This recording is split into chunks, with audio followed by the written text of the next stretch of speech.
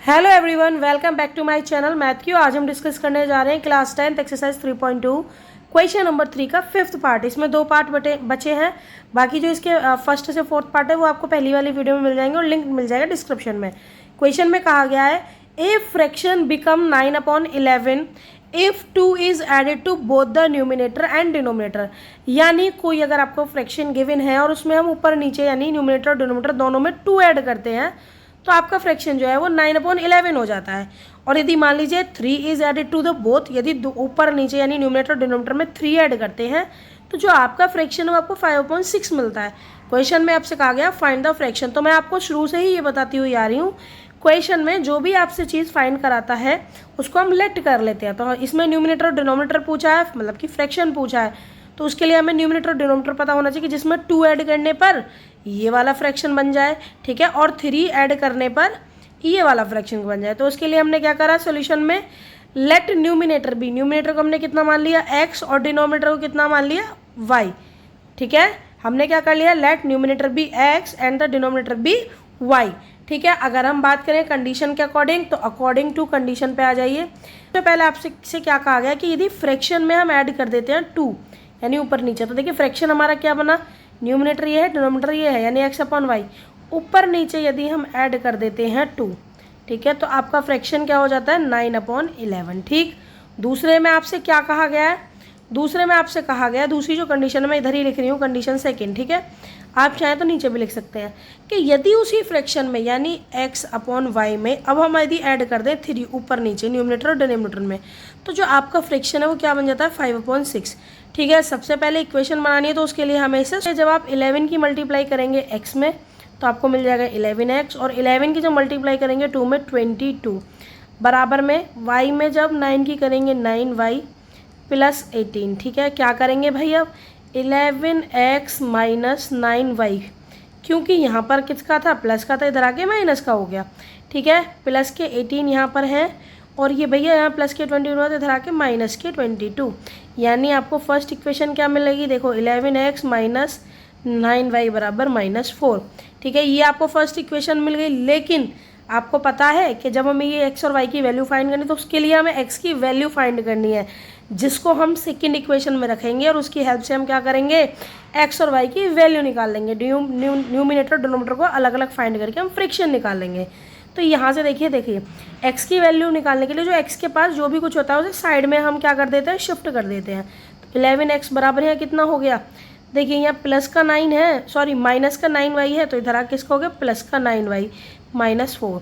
तो भैया x बराबर क्या हो जाएगा 9y -4/11, ये x की वैल्यू हो गई। अब क्या करना है, इस x की वैल्यू को पुट x बराबर 9y -4/11 इन इक्वेशन सेकेंड, ठीक है भैया। अभी इक्वेशन सेकंड बनाई नहीं है हमने, ये हमारी इक्वेशन 1 बन गई। तो इक्वेशन सेकंड के लिए ऐसे ही इसको सॉल्व करना है, ठीक है। क्या करेंगे, ऊपर नीचे पहले इधर मतलब कि क्रॉस मल्टीप्लाई कर देंगे। 6 की जब इसमें मल्टीप्लाई करेंगे तो भैया क्या हो जाएगा 6x प्लस 18, क्योंकि 6 3 ज़ा 18, ऐसे इधर 5y प्लस 15, ठीक। इधर क्या हो जाएगा 6x माइनस प्लस के हैं तो इधर आके माइनस के 5y, इधर प्लस के 15 माइनस के 18, यानी आपको जो इक्वेशन मिल गई वो मिल गई 6x माइनस 5y बराबर -3, ठीक है।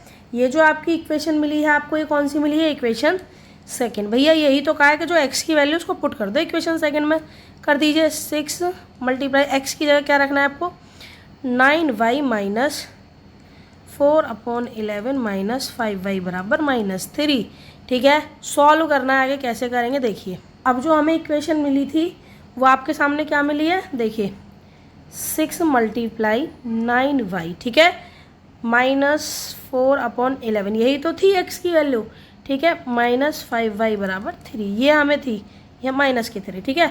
अब कैसे करेंगे देखिए, 9 6 कितने होते हैं, 9 6 होंगे आपके 54, 9 6 आपके कितने हो जाएंगे 54, ठीक है। 9 6 54y -6 4 24 और अपॉन 11 में एज इट इज़ रहेगा, ठीक है।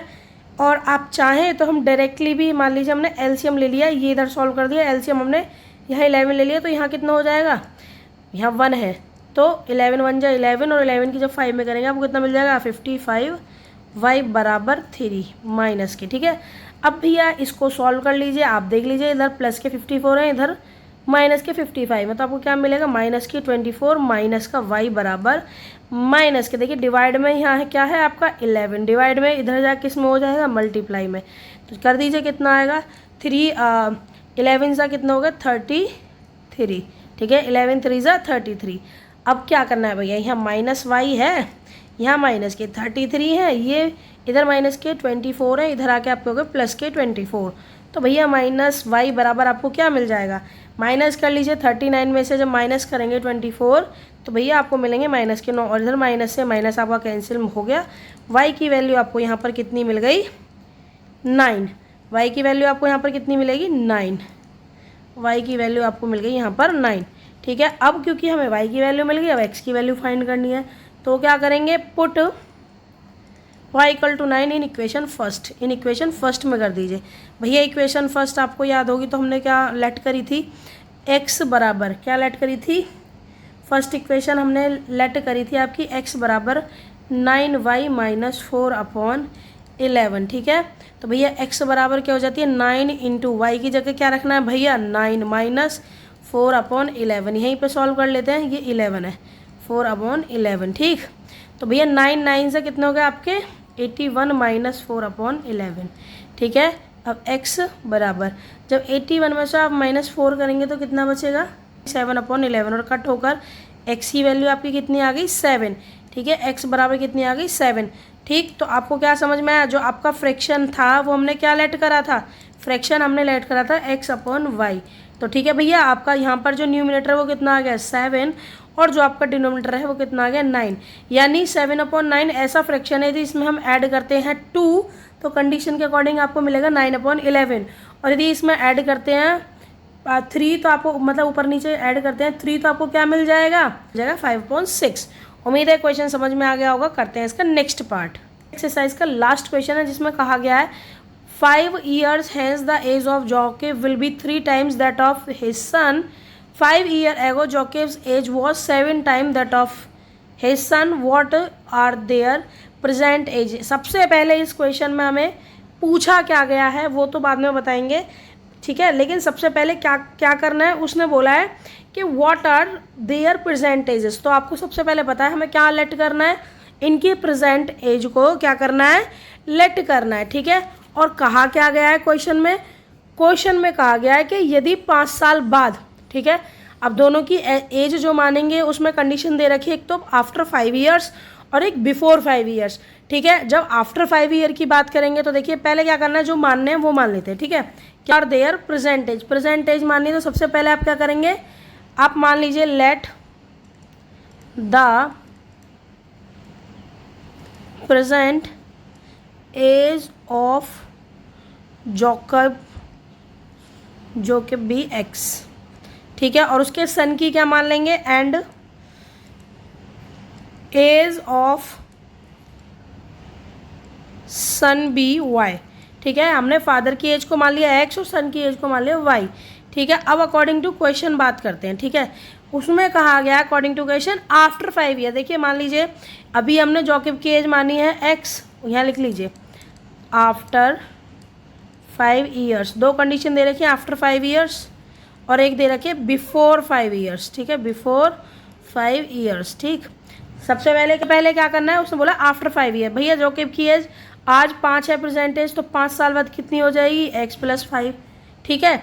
और उसके बेटे की आज y है तो 5 साल बाद कितनी हो जाएगी y+5, तो उसने कहा है कि 5 साल बाद उसके जो बेटे की एज है वो 3 गुनी हो जाती है उसकी एज के, ठीक है, 3 टाइम्स ज़्यादा है उससे, ठीक। समझ रहे हैं आप, 3 टाइम जो है जोकब की एज उसके बेटे से 5 साल बाद ज़्यादा है, मतलब कि आज दोनों की एज यदि बाप की x और बेटे की y है, ठीक है, 5 साल बाद यानी x+5, दोनों में 5, भाई आज आप 10 साल के हैं, 5 साल बाद आप 15 साल के हो जाएंगे, तो आज जोकब x ईयर्स का है तो 5 साल बाद x+5 और उसका बेटा y ईयर का है तो y+5। अब क्वेश्चन में ये कहा गया कि 5 साल बाद, यानी 5 साल बाद ये जो जोकब है वो अपने बेटे से 3 गुना एक्स्ट्रा हो जाएगा एज, ठीक है या जो भी है 3 गुना ज़्यादा है उसकी एज, ठीक है, 5 साल बाद, तो आपने 3 से मल्टीप्लाई कर दी। और कहा गया बिफोर 5 ईयर, यानी x में से पहले भैया 5 इधर माइनस कर देंगे, बराबर ऐसे ही y में से 5 माइनस कर देंगे। तो भैया एज कितनी रह जाती है? 7 टाइम्स, ठीक है, कितनी? 7 टाइम्स। तो ये कंडीशन दे रखी है। अब इस कंडीशन के अकॉर्डिंग हम सॉल्व कर लेते हैं। देखिए x + 5 एज इट इज़ रहेगा, यहाँ 3y + 15, ठीक है। तो क्या करेंगे? देखिए x - 3y बराबर यहाँ कितना हो गया? 15 - 5, क्योंकि इधर प्लस का था आ गया। तो आप ऐसे भी कर सकते हैं, x - 3y बराबर आपको कितना मिल गया? 10। भैया x की वैल्यू तो निकालनी है, तो इस 3y को आप इधर ही रहना, तो लाने की ज़रूरत है नहीं इधर। तो 3y + 10, ठीक है। ये तो अब आपको क्या करना है कि put x = 3y + 10 in equation second में करना होगा, ठीक है। ये आपकी क्या बन गई? ये आपकी इक्वेशन 1 बन गई। इक्वेशन सेकेंड बनाने के लिए हमें सॉल्व करना पड़ेगा। x - 5 बराबर 7y - 35, ठीक बेटा। क्या करते हैं हम यहाँ से? देखिए x बराबर कितना होगा?